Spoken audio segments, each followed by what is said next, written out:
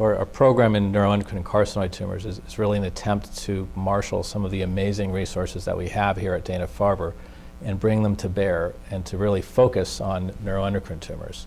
And we want to focus on neuroendocrine tumors in several different ways.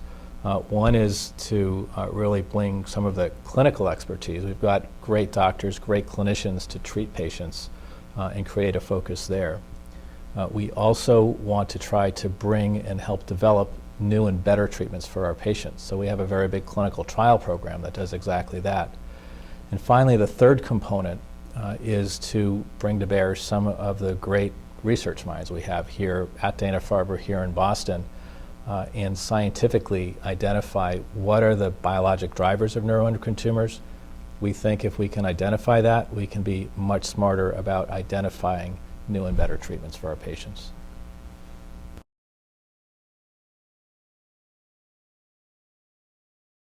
So our budget really comes from two sources.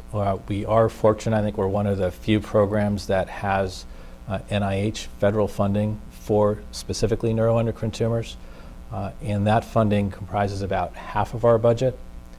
The other half of our budget, though, does come from philanthropy, from people who want to support neuroendocrine tumor research. It's an absolutely key component of what we do.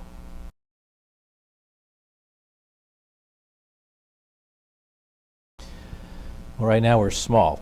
We have a handful of clinicians. We've got a few scientists. We've got some collaborations with other scientists that perhaps are more focused on other diseases, but we've been able to get them focused on neuroendocrine tumors.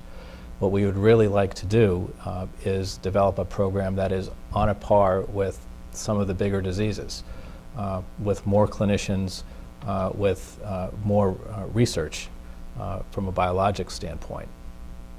To again identify what drives neuroendocrine tumors, what causes neuroendocrine tumors, so that we can find better treatments.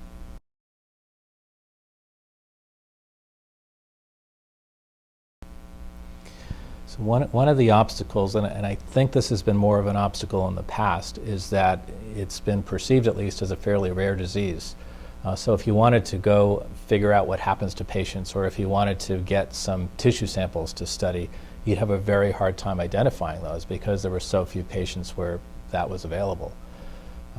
One of the strengths of having a program like we do is that we do see patients from all over the country, from all over the world.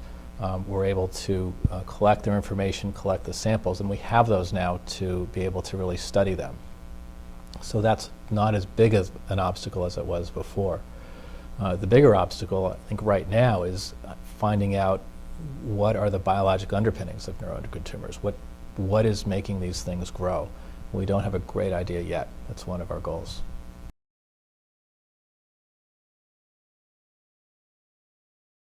I have the sense that we have a huge opportunity here. I'm not sure we've really pinpointed it.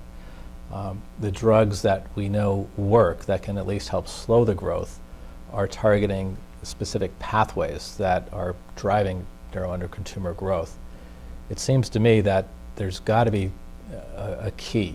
These are unique tumors. They all look pretty similar. There's got to be a key that we can identify, that we can really hone in on to get much better treatments for our patients.